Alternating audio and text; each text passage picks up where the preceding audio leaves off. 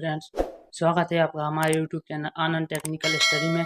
तो आज हम फिर से एक और धमाकेदार वीडियो लेकर आए हैं, जो कि गणित की वीडियो है। कक्षा 10 वेरी इंपॉर्टेंट क्वेश्चन है। प्रश्नावली है 14 की डी, मतलब कि ए और बी और सी की वीडियो ऑलरेडी डाल रखी है।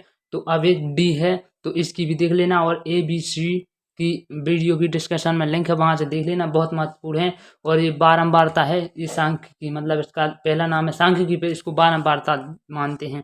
तो ये बारंबारता है, इससे 10 नंबर का तो पक्का ही आता है। 2 लॉन्ग क्वेश्चन आते हैं। तो आपसे गुजारिश है कि आप सभी प्रश्नावली जरूर देखें, और ये प्रश्नावली आखिरी है और बहुत महत्वपूर्ण है। और जो मैं प्रश्नावली बता रहा हूँ, इन प्रश्नावली की अलग अलग सूत्रों से प्रयोग किया गया है। ऐसा है कि प्रश्नावली ए का सूत्र अलग है, प्रश्नावली बी का सूत्र अलग है, प्रश्नावली सी का सूत्र अलग है, और इस प्रश्नावली डी का सूत्र अलग है। तो मैं आपसे यही कहता हूँ कि वो प्रश्नावली ए बी सी की वीडियो डिस्क्रिप्शन में लिंक है, वहां से देख लेना। और एक ही सूत्र लगेगा एक प्रश्नावली में, और 2-3 सूत्र नहीं लगेंगे, केवल एक ही सूत्र है जो आपको याद करना है। और सूत्रों की वीडियो भी बना रखी है, तो सूत्रों की वीडियो भी देख लेना। और मैं साथ साथ में बताते चलता हूँ सूत्र। तो वीडियो को स्टार्ट करते हैं। तो आप हमारे चैनल पर नए हो तो चैनल को सब्सक्राइब और लाइक और कमेंट में बताना वीडियो कैसी लगे। तो बढ़ते हैं वीडियो की तरफ। तो प्रश्न नंबर 1 क्या कह रहा है? निम्नलिखित सारणी किसी अस्पताल में एक विशेष वर्ष में भर्ती हुए रोगियों की आयु को दर्शाती है। उपरोक्त आंकड़ों से बहुलक ज्ञात कीजिए। मतलब कि जो प्रश्नावली डी है, इसमें बहुलक ही ज्ञात करना है, और बहुलक का सूत्र अलग है। तो फिर प्रश्नावली ए में समांतर माध्य, और बी में है माध्यक, और सी में है माध्यक, और डी में सी में माध्यक, बी में माध्य, और डी में आ गया बहुलक। तो बहुलक का सूत्र मैं आपको बताऊंगा, पहले इसको देख लेते हैं। तो ये क्वेश्चन दिया है वर्ग अंतराल बारंबारता 5 से 15, 15 से 25, 25 से 35, 35 से 45, 45 से 55, 55 से 65। तो ये दिया है क्या? वर्ग अंतराल, और ये है बारंबारता, ये बारंबारता है। तो अब ये बस आपको कुछ बहुलक में केवल इसी का जितनी साड़ी बनी है, ऐसी साड़ी बनानी है। तो ये मैंने हल में बना रखी है, तो आप भी बना लेना।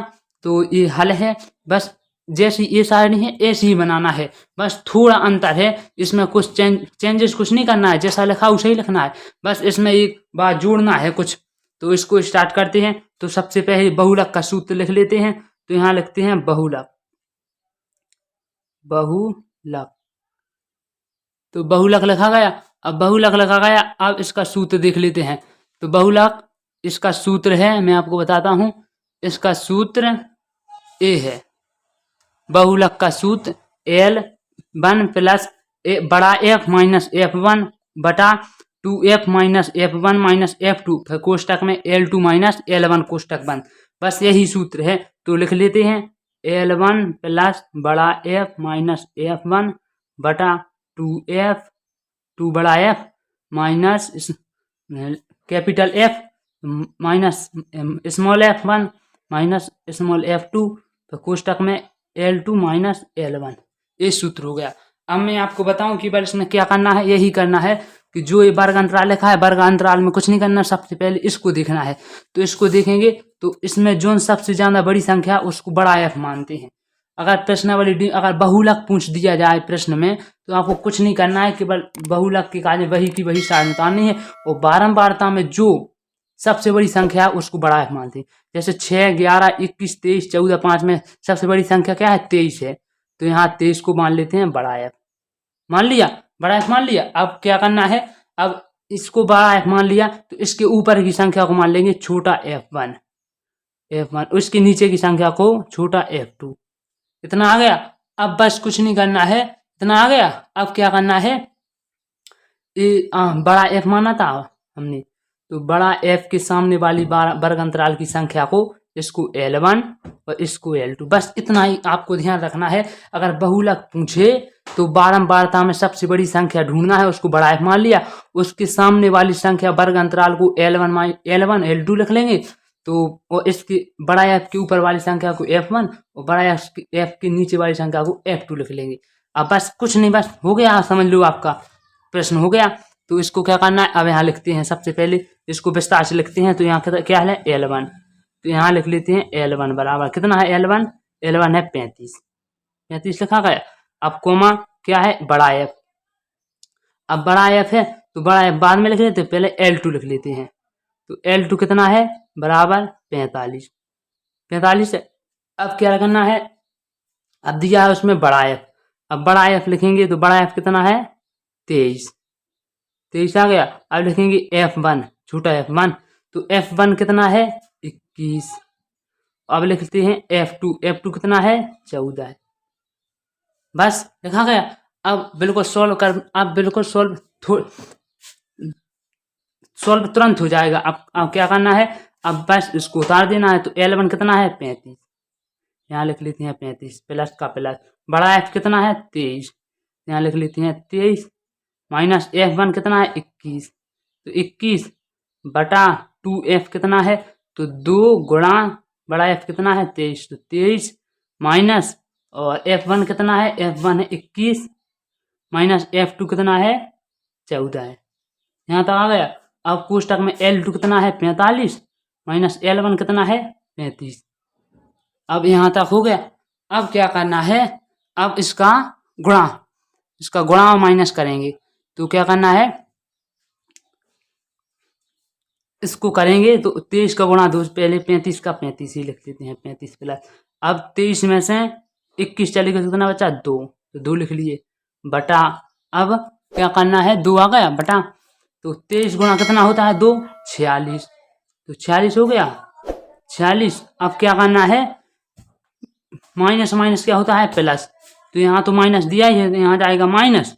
अब इसको जोड़ देंगे, क्योंकि माइनस ये वाला माइनस है, ये वाला माइनस है, तो हो जाएगा ये प्लस का सूत्र। 21 और 14 कितने हो गए, 21 और 14 हो गए 35, और यहाँ तो माइनस है ही, तो इसका माइनस ही आएगा। तो कितना आ गया 46 माइनस 35। अब कोष्टक में 45 में से 35 चलेगा, कितना बचा 10। यहाँ तक हो गया 10, यहाँ तक हो गया। अब क्या करना है, यहाँ तक होके अब इसी यही का यही उतार लेना है, तो उतारते हैं। तो 35 का 35 उतार लिया, अब प्लस का प्लस रख दिया। अब क्या करना है 2 का 2, अब उसका बटी में कितना था, उसका बटी में था 46 माइनस 35, तो इसको माइनस कर देंगे।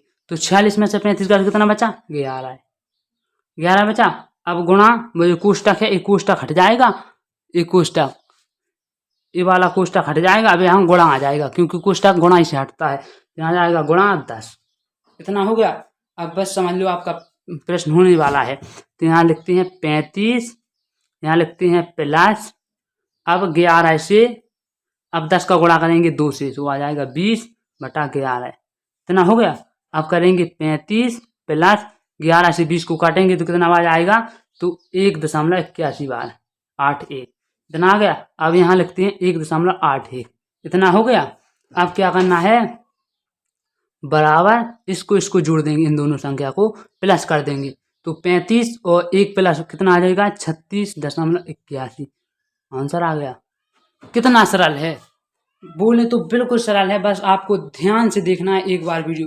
अगर आपको एक बार समझ में नहीं आए तो 2 बार देख लेना, बस केवल ध्यान से देखना है, समझ लो आपका आंसर आ गया। बस इतना ही है, बस जोड़ घटाना गुणा भाग है, और इस बे वाला सूत्र लगाना है। मैंने आपको अभी बताया, बहुलक वाला, बहुलक में बहुलक वाला, और माध्य में माध्य वाला, और समाध्यक में माध्यक वाला। अब क्या करना है, ये और विस्तार से है, तो मैं इसको बताता हूँ अभी। तो दूसरा क्वेश्चन क्या कर रहा है, नीचे दी सारणी 280 व्यक्तियों के वेतन दर्शाती है, इन आंकड़ों का माध्यिका और बहुलक ज्ञात कीजिए। अब क्या करना है, माध्यिका और बहुलक ज्ञात करना है। तो सबसे पहले क्या करते हैं, इसका बहुलक ज्ञात कहते हैं, इसके बाद माध्यिका ज्ञात करेंगे। तो इसमें तो 2 सारणी बनेगी, क्योंकि माध्यिका की सारणी बनेगी उसको ज्ञात करने के लिए, और बहुलक की तो मैंने बना ही दी। तो बहुलक की तो कुछ नहीं करना, बस यही का यही उतार दिया। बस मैंने आपको अभी बताया, उसमें L1 F1 F2 और L2, यही बस यही ढूंढना है। तो इसको करते हैं। तो सबसे पहले इसकी बारंबारता लिख लेते हैं, 49 133 63 15 6 7 4 2 1 लिखी गई।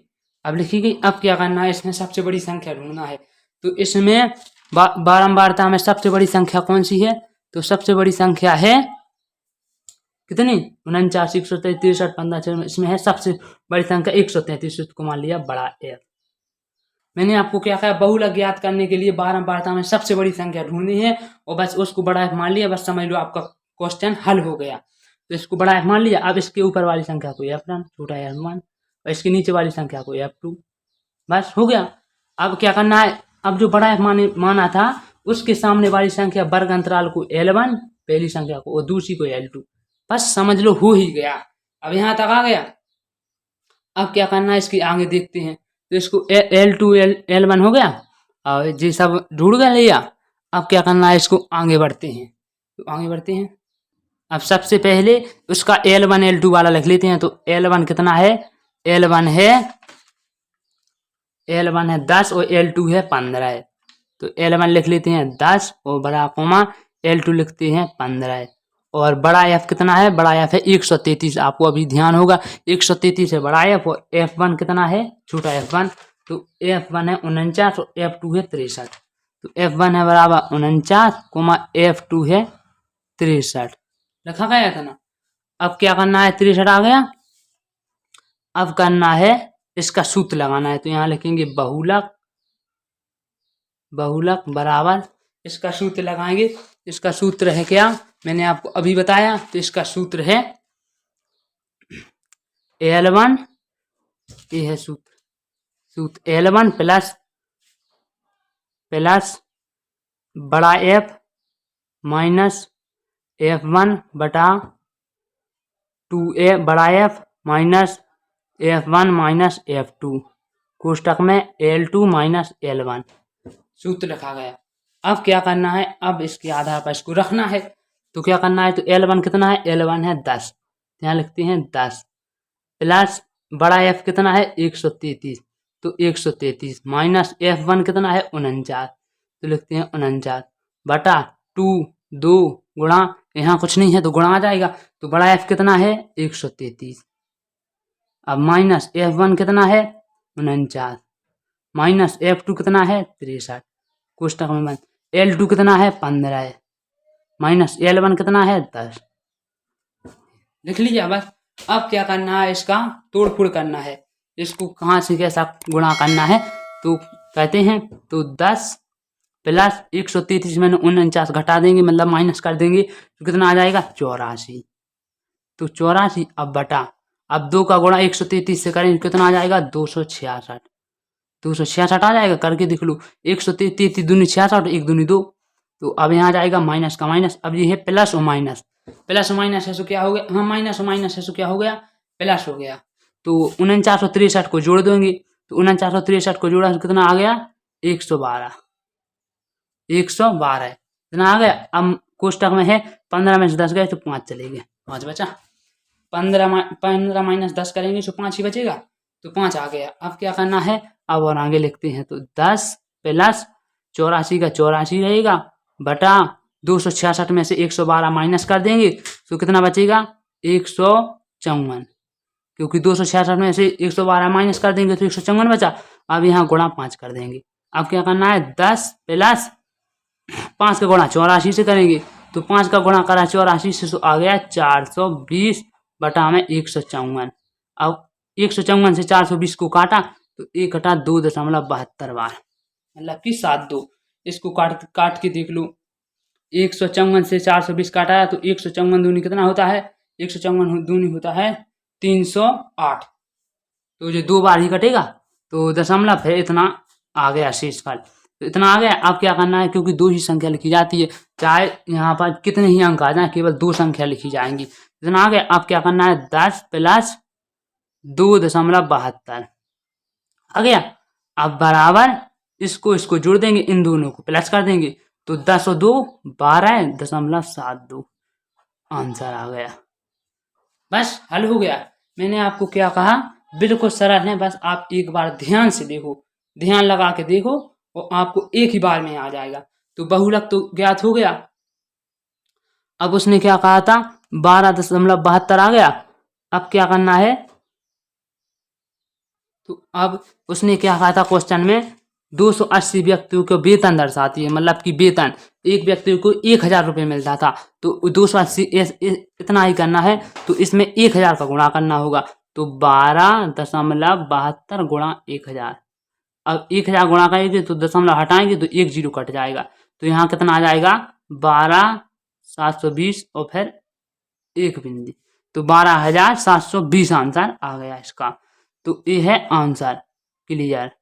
तो इसमें क्या करना है, तो ये आ जाएगा 1,27,200, तो ये आंसर आ गया, बस आंसर आ गया। क्योंकि इसमें 280 वेतन दिया था ना व्यक्ति, तो एक व्यक्ति को 1,000 रुपये माना कि चलते हैं मिलते थे, तो 1,000 का गुणा कर दिया इसमें 12.72 में, तो 1,27,200 रुपये आ गए, बस इतना ही हो गया। 100 रुपये, यहाँ 100 रुपये लिखा है, तो 12.72 में से एक जब दशमलव काटेंगे तो एक बिंदी कट जाएगी।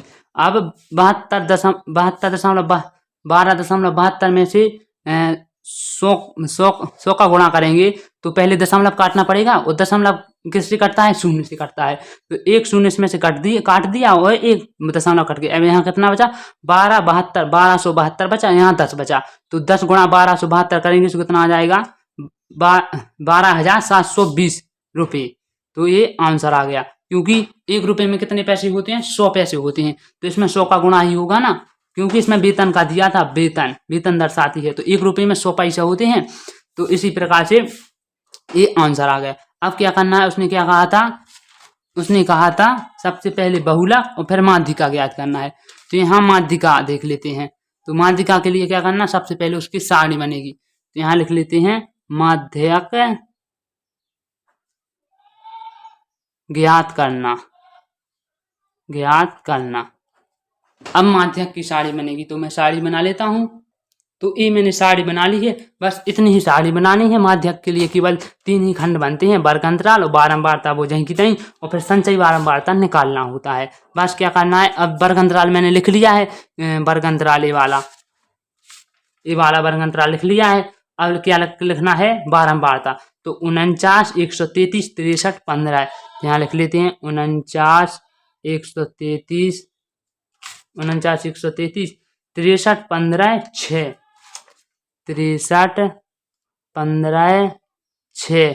अब क्या करना है, 7, 4, 2, 1, 7, 4, 2, 1 लिख लिया। अब इसकी संचयी बारंबारता निकालनी है, तो संचयी बारंबारता निकालने के लिए क्या करना पड़ेगा, सबसे पहले मैंने आपको प्रश्नावली बी में बताया था कि संचयी बारंबारता ने कैसे निकालें, बिल्कुल सरल तरीका से, और सी में भी बताया था, तो उसकी वीडियो देख लेना, आपको यूं समझ में आया। सबसे पहला अंक लिख देते हैं यहाँ पे। अब जो पहला अंक आया, तो पहला अंक तो आप हमने लिख लिया, अब पहला अंक इस दूसरी संख्या से जोड़ देंगे, तो पहला बारंबारता का दूसरा अंक जोड़ेंगे तो कितना आ जाएगा 182, 49, 100 तो इसे जोड़ेंगे तो 182 आ जाएगा। अब 182 और 63 को जोड़ेंगे, तो 182, 63 जोड़ेंगे तो कितना आ जाएगा 245। अब 245 को 15 से जोड़ेंगे, तो 245 को 15 से जोड़ेंगे तो आ जाएगा 260। इसी प्रकार से ऐसा जोड़ते जाएंगे। 260 को 6 से जोड़ेंगे तो आ जाएगा 266, और 266 को 7 से जोड़ेंगे तो आ जाएगा 273। अब 273 को 4 से जोड़ेंगे तो आ जाएगा 277, और 277 को 2 से जोड़ेंगे तो 279, और 1 और जोड़ दिया तो 280। इतना आ गया। अब क्या करना है, संचयी बारंबारता निकाल ली, मैंने आपको बता दी। इसी प्रकार से संचयी बारंबारता निकालना है, पहली संख्या पहली, और फिर इसकी पहली, इसकी दूसरी, इसकी दूसरी, इसकी तीसरी, इसकी तीसरी, इसकी चौथी, इसकी चौथी, इसकी पांचवी, इसी प्रकार से जोड़ देने तो ए वाला आंसर आ जाएगा, और ए वाला इसका समझ लो जोड़ आ गया, मतलब कि पूरी संख्या जोड़ेंगे तो 280 आएगा। तो n बराबर इसको मानते हैं n, मतलब कि जब इसका माध्यक या माध्यिका ज्ञात करना होता है, माध्यिका ज्ञात करने के लिए n मानते हैं, तो n बराबर कितना आ जाएगा 280। इसको जोड़ के देख लो 280 ही आएगा, तो 280 आ गया। अब क्या करना है, इसका सूत्र दिया है a, तो सबसे पहले इसका सूत्र लिख लेते हैं। तो इसका सूत्र लिख लेते हैं यहाँ, माध्यक का बराबर L1 plus L2 minus L1 बटा